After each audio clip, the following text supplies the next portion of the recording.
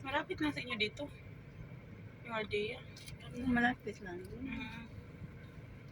Yung Parwania Hospital, sa likod lang. Sa likod na lang niya.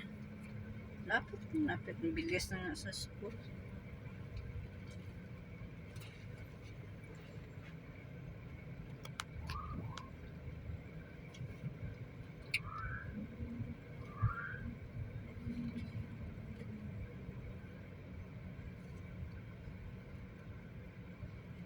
Yung mobile mo, tutok na tutok sa'yo eh.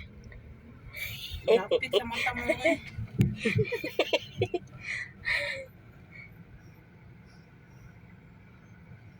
Pwede naman layo.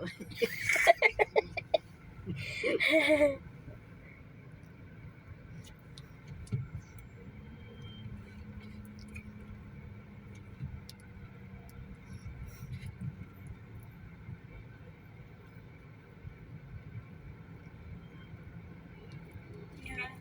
School niya. Parang Kuwaiti school yan tayo.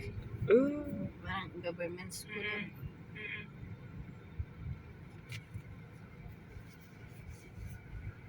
Ngayon sila bukas ata, first day nila ngayon. Ngayon pa? Yun, first day nila. First day, ang dami yan sila MJ. Buti pumayag yung asawa ng mo na ilipat. Kasi dyan, libre lang sila, di ba? Libre. Ang problema nga kay Ali, yun, problema namin noon. Ayaw pumasok nga. Kasi sali parang hyper. Tapos parang takot sa mga, hanggang ngayon nga, takot pa yan sa mga maingay.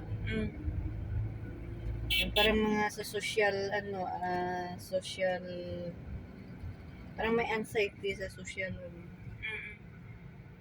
Kaya wala, hindi doon pwede sa kasi kinder 2 niya doon sa mas maganda yung mas maganda yung dyan sa Philippine school. Iba din kasi yung mga attitude lahat sa mga kasi sa nga mga Kuwaiti, yung mga bata.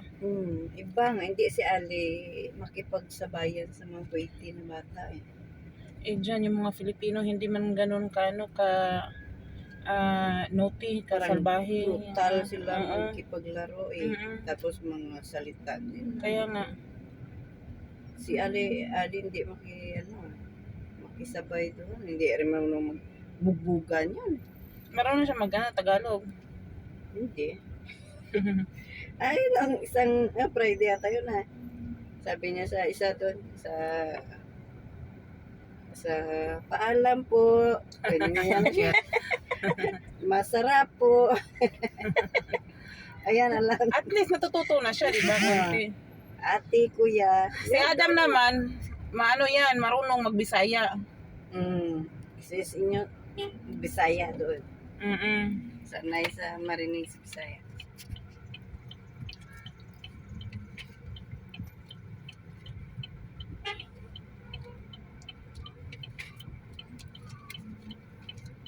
Sa sana, kung okay lang si ate, sa public sana, libre lahat Kaya nga. So, hindi pwede. Kung hindi yung bata may stress, ikaw na nanay. Na sobrang depressed ako dyan doon. Maya-maya tawag. Kaya yun yung phobia ko ngayon na ayaw kong lumayo sa school. Kasi nga, baka tawagan. Kahit na naman tatawagan, hindi ka naman papasok. Kaya na yun. Doon kasi tawagan ka, kunin yung anak mo. Ganyan, pawiin. Ngayon hindi na, iba na sila ang mag-aalaga sa bata. At saka, malaki na ang pinagbago ni Ali, di ba? Yung parang na siya. halubilo na siya. O kita mo, hindi mo inasahan, sumayaw siya. Kaya, Ang laki na ng pinagbago niya. Okay na siya. hindi yan. Pag may marinig music, anak ko, kung saan na yan tatakbo. Oo, ngayon, tinan mo, di ba? Hindi na. Oh, thanks God, okay na yung bata. Kaya yun yung phobia ko na ayaw kong mayo. Yun yung reason. Ay, paano, mabilis na pumunta dun sa school.